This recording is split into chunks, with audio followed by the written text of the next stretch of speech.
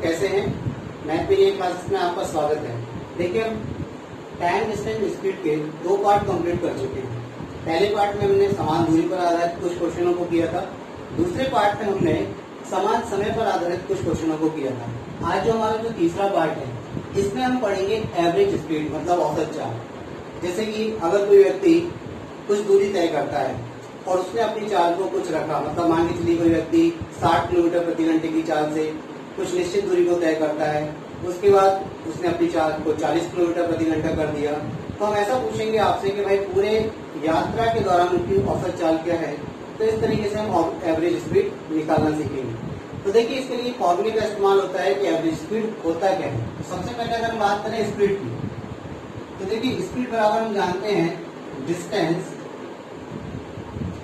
Upon time होता है। यानी कि अगर हम बोले तो दूरी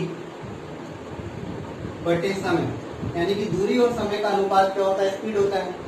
अब चूंकि यहाँ पर हम बात कर रहे हैं एवरेज की, तो एवरेज जो होता है, एवरेज से मतलब क्या है? एवरेज मतलब औसत चाल। तो जैसा कि हम औसत के चैप्टर में पढ़ चुके हैं कि आप में से कई बच्चे जानते होंगे कि औसत क्या होता है?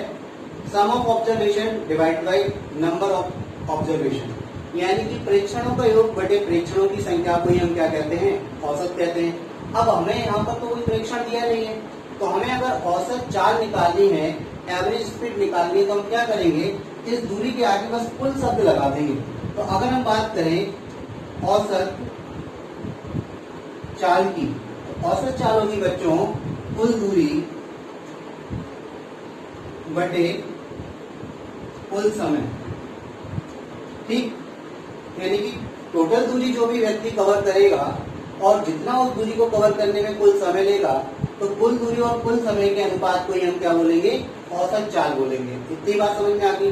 अब देखिए क्या होता है, कभी कभार कुछ बच्चे गलतियां कर देते हैं इसमें। अगर कभी कभार उनके पास आता है कि एक व्यक्ति 5 किलोमीटर प्रति घंटे की रफ्तार से कुछ दूरी तय करता है, एक अन्य दूरी 6 किलोमीटर प्रति घंटे की रफ्तार से तय करता है, तो उसकी औसत चाल निकालें।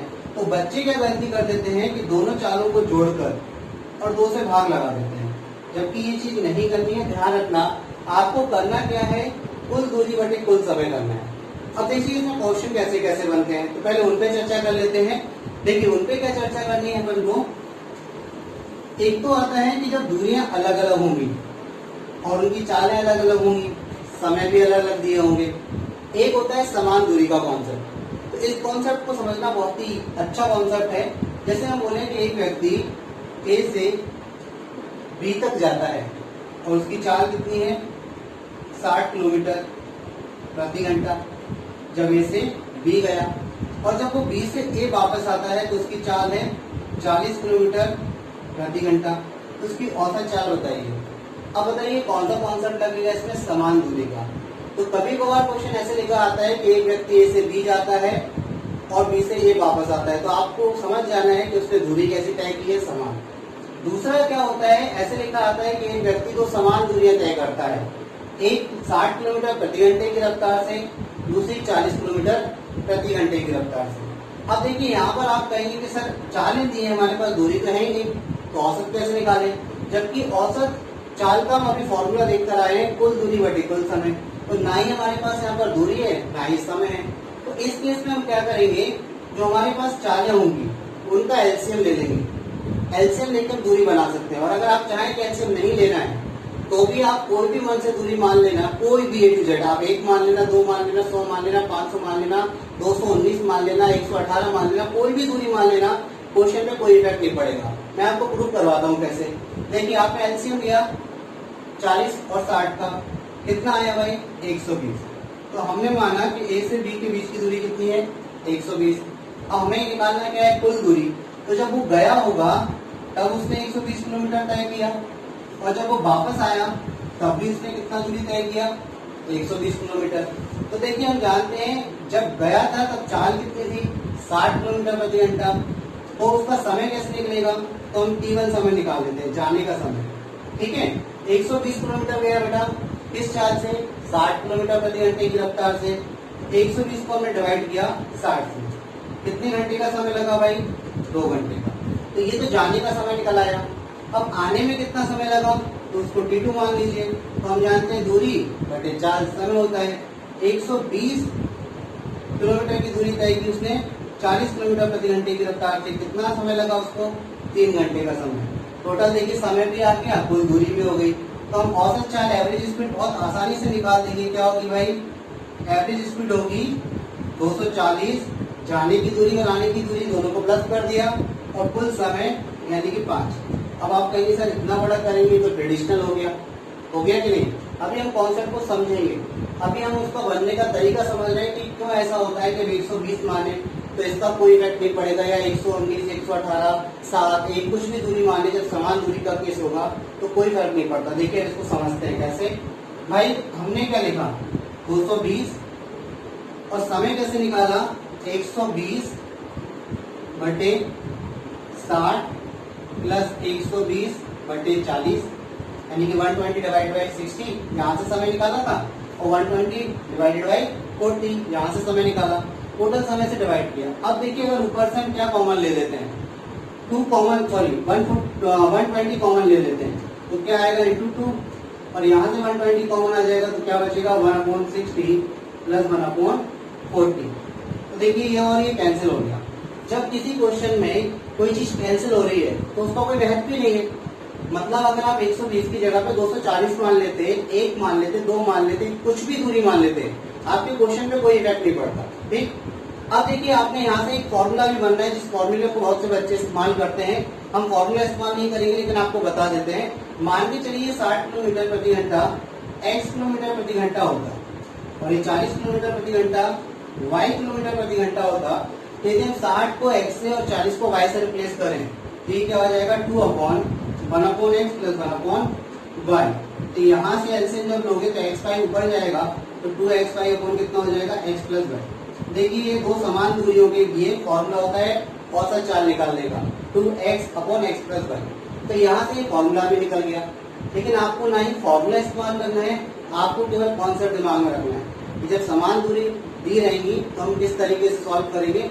दूरी आप कुछ भी मान सकते हैं, और कुछ भी नहीं मानना हो तो सबसे अच्छा फंडा ये है कि आपको जो चालें दी रहेंगी उनका आपको क्या लेना है? एलसीएम लेना है, वही आपकी दूरी रहेगी। क्लियर हुआ? कॉन्सेप्ट समझ में आ रही बात? ठीक है। अगर आपको 3 चालें दी होंगी, अगर 3 समान दूरी तय करता है तो आप उन चालों का एलसीएम ले लेना। चलिए तो हम सबसे पहले क्वेश्चन से स्टार्ट करते हैं। पहला क्वेश्चन जो है लगभग जो आपको एग्जाम्पल से अभी समझाया था वैसे ही क्वेश्चन है। बिल्कुल बेसिक क्वेश्चनों को हम स्टार्ट नहीं कर रहे हैं जिनमें आपको दिया हो कि एक व्यक्ति को इतनी दूरी तय करता है, इतना समय लगता है, तो वो टाइप के क्वेश्चन नहीं दे रहे हैं। जिनमें क्वेश्चनों में परेशानी जाती है अपन उन क्वेश्चनों को सॉल्व करेंगे। तो देखिए कोई व्यक्ति ए से बी 12 किलोमीटर प्रति घंटे की चाल से जाता है तथा बी से 15 किलोमीटर प्रति घंटे की चाल से वापस जाता है, तो उसकी औसत चाल ज्ञात करें। मतलब वो ए से बी जा रहा है तो उसकी चाल कितनी है? 12 किलोमीटर प्रति घंटा, और बी से ए आ रहा है तो उसकी चाल कितनी है? 15 किलोमीटर प्रति घंटा। यानी कि वो समान दूरी तय कर रहा है ए से बी और बी से ए। तो हमें क्या करना है? देखिए 4 है 12 और 15, एलसीएम ले लीजिए, कितना आएगा? 60। तो यही हमारी क्या हो गई? दूरी। यानी कि ए और बी के बीच की दूरी कितनी हो गई? 60 किलोमीटर। अब 12 से जा रहा है 60 किलोमीटर जाने में कितना समय लेगा? तो यहाँ पर हम घंटे निकाल देंगे भाई, 5 घंटे का समय लेगा। ठीक। और 15 से जाएगा 60 किलोमीटर की दूरी तय करने में, तो कितना समय लेगा? तो 15 से डिवाइड कर दो तो कितना आ गया? 4 घंटे का समय लेगा। तो औसत चाल क्या होती है? तो एवरेज स्पीड होती है बच्चों कुल दूरी बटे कुल समय। तो दूरी देखिए जाने में 60 प्लस आने में 60, और समय जाने का 5 घंटे और आने का 4 घंटे, तो 5 प्लस 4 ये हो गया। तो 120 बटे कितना हो गया? 9। 3 से कैंसिल आउट हो रहा है, 3 3 जा 9, 3 4 12, यानी कि 40/3। आंसर आएगा 13 और 1/3 किलोमीटर पर आवर। तो पहला क्वेश्चन काफी बेसिक क्वेश्चन था, आई होप सो आपको समझ में आया होगा।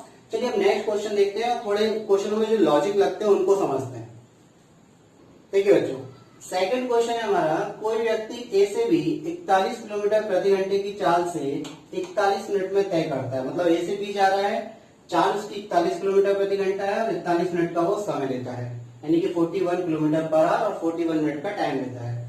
तथा बी से सी 53 यानी कि 53 किलोमीटर पर आवर की स्पीड से जाता है, और 41 मिनट का समय लेता है, 41 मिनट का समय लेता है, तो उसकी औसत चाल ज्ञात करें। अब आप समझिए ये क्वेश्चन कुछ इस तरीके से है, पहले ए से बी जाता है और बी से सी जाता है, यानी कि ये दूरियां बराबर दी है क्या?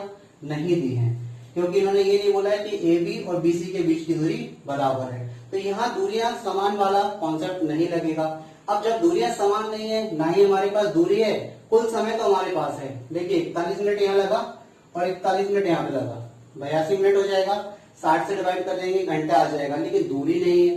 तो अगर आप ट्रेडिशनल तरीके से इस क्वेश्चन को करेंगे तो देखिए शायद कुछ ऐसा करेंगे कि आप पहले D1 निकालेंगे, यानी जो दूरी उसने ए से बी तय की उसको हम D1 मान लेते हैं, और D2 बी से सी के बीच की दूरी, तो आप D1 कैसे निकालेंगे? स्पीड इंटू टाइम, तो आप लिखेंगे 41 इंटू 41/60, इसको घंटे में कन्वर्ट कर लिया।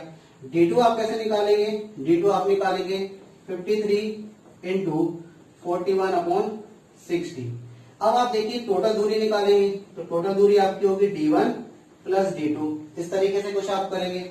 अब आप लिखेंगे 41 इंटू 41/60 प्लस 53 इंटू 41/60 और टोटल टाइम से डिवाइड करेंगे। टोटल टाइम कितना है आपका? 82, यानी कि आप इस तरीके से लिखें इसको 41/60 प्लस 41/60, घंटे में कन्वर्ट कर लिए। अब कंक्लूजन देखिए बच्चों, यहाँ से कंक्लूजन क्या निकल रहा है कि यहाँ से अगर आप कॉमन ले लेते हैं क्या 41/60, तो इधर क्या बचेगा आपका और इधर ऊपर क्या बचेगा?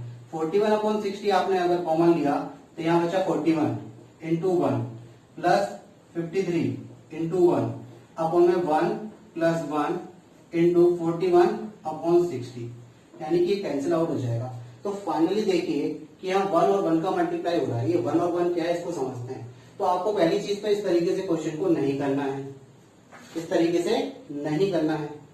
देखिए बच्चों, तो ऐसे आपको इस क्वेश्चन को नहीं करना है। अब ये ट्रेडिशनली तरीका हो गया, कितना समय जाएगा इसमें? अब आप देखिए कंक्लूजन पे, यहाँ पे 1 1 ये जो आ रहा है ये चीज क्या है, और आप डायरेक्ट आप देखिए इस क्वेश्चन को पेपर के पॉइंट ऑफ व्यू से आप कैसे करेंगे और कितना कम समय आपको इस क्वेश्चन को करने में लगेगा। देखिएगा कॉन्सेप्ट समझ में आ रहा है होगी बात। तो आप सबसे पहले क्या करिए, समय का रेशियो बना लीजिए। समय आपको 41 है, तो 41 और 41 समान समय, तो इनका रेशियो जाएगा 1:1, सॉरी 1:1 का रेशियो, 1:1 का अनुपात जाएगा। अब आप जानते हैं कि 4 गुणा समय क्या होती है? दूरी।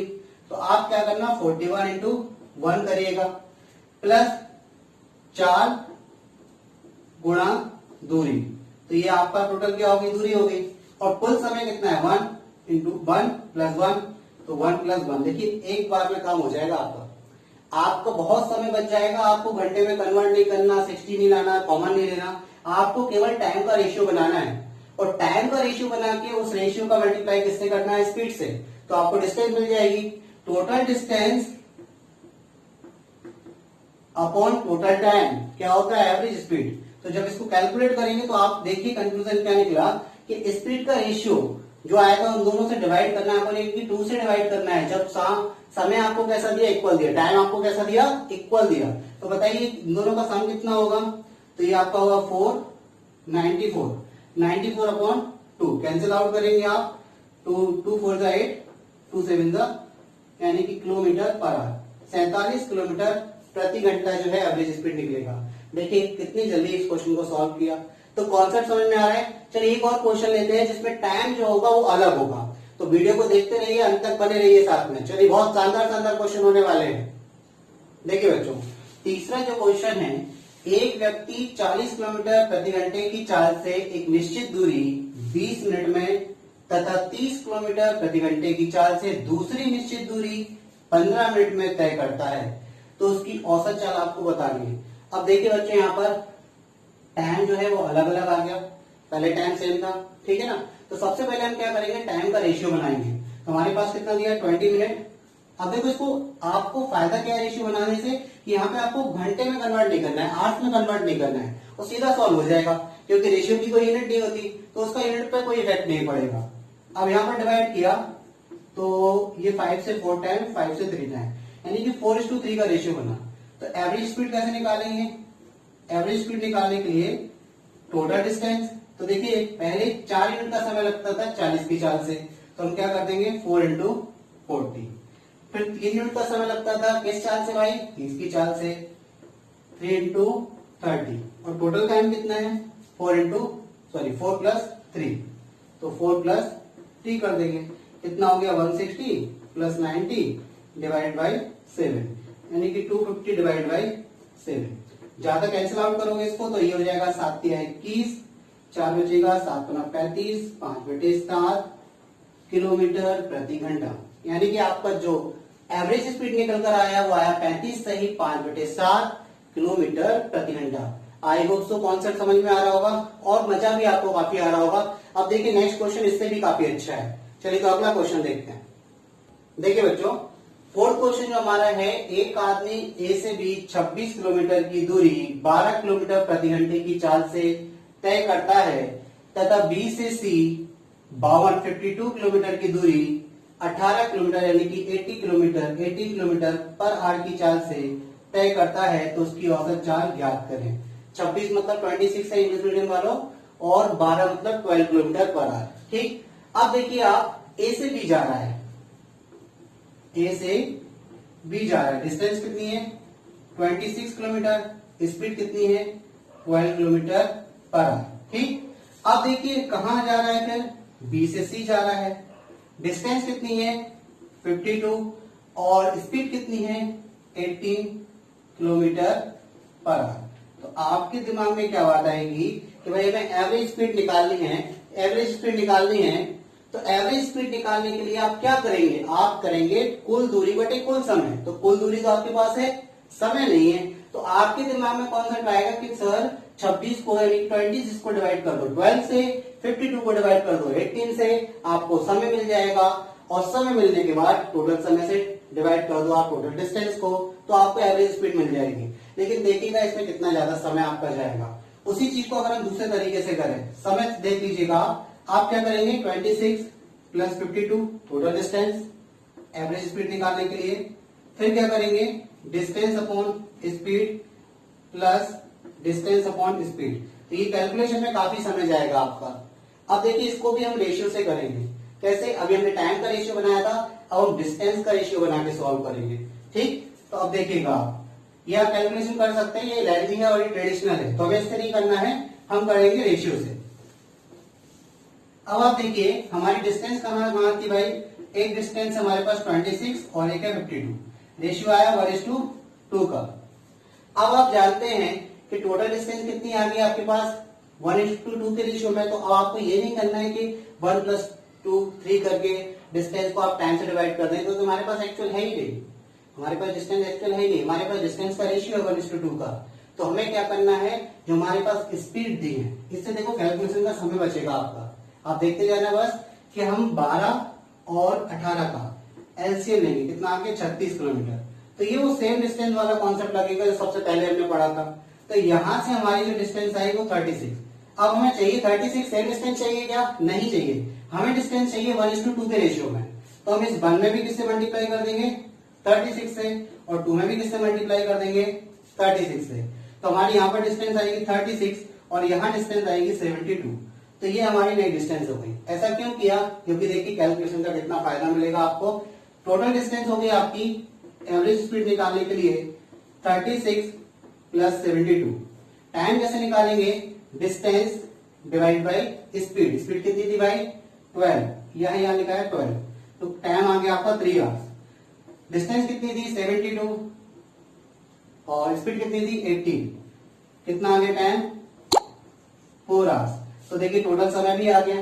अब आप क्या कर देंगे, 7 से डिवाइड कर देंगे, दोनों का ऐड करेंगे, ये होगा 8 और 10 108/7, तो 7 एकम 7, 3 बचेगा, 7 × 35, 3/7 किलोमीटर प्रति घंटा। अब देखिए जो ट्रेडिशनली किया था आप उससे करके देखना, और जो कॉन्सेप्चुअली किया है रेशियो बना से आप इससे करके देखना, आपके समय में काफी फर्क पड़ेगा, और ये बहुत ही अच्छा यूनिक कॉन्सेप्ट है। तो चलिए नेक्स्ट क्वेश्चन देखते हैं। ये क्वेश्चन समझ में आया, चलिए अगला क्वेश्चन देखते हैं। चलिए देखिए बच्चों, आज का जो हमारा 5वां क्वेश्चन है वो है, 4 व्यक्ति एक वर्गाकार पार्क के चारों कोनों पर खड़े हैं तथा उस पार्क की भुजा 510 मीटर लंबी है। एक बच्चा पहले व्यक्ति से होते हुए चारों के पास क्रमशः 5 किलोमीटर प्रति घंटा, 8 किलोमीटर प्रति घंटा, 10 किलोमीटर प्रति घंटा और 20 किलोमीटर प्रति घंटे की चाल से जाता है तो उस बच्चे की औसत चाल ज्ञात करें। देखिए क्वेश्चन कुछ इस तरीके से, एक वर्गाकार यानी कि स्क्वायर के शेप का पार्क है, ठीक है। अब इसकी जो भुजा की लंबाई है, साइड की लेंथ है वो 510 मीटर है, तो हर एक भुजा कितनी होगी, 510 ही होगी, क्योंकि स्क्वायर की जो सारी साइड होती है वो इक्वल होती है। अब चार व्यक्ति ए बी सी डी इनके कोने पर खड़े हैं। अब एक बच्चा मान के चलिए पहले व्यक्ति से जाता है, तो यहां से जाता है इसके पास से दूसरे व्यक्ति तक, तो ये 5 किलोमीटर प्रति घंटे की रफ्तार से जाता है। फिर यहां से यहां तक जाता है तो फिर जाता है 8 किलोमीटर प्रति घंटे की, फिर 10 किलोमीटर और फिर लास्ट में 20 किलोमीटर प्रति घंटे की। यानी कि ये जा रहा है पहले कोने से दूसरे, दूसरे से तीसरे, तीसरे से चौथे, चौथे से पांचवें। अब बात ये आती है कि आप कहोगे सर कुल दूरी, तो आप 510 को 4 से मल्टीप्लाई कर दोगे तो मीटर में आएगी, फिर उसको आप 1000 से डिवाइड करोगे किलोमीटर में आएगी, कुल दूरी निकाल लोगे। फिर जो 510 था उसको किलोमीटर में बदल के हर एक स्पीड से आप डिवाइड करोगे तो समय आएगा, काफी लंबा होगा।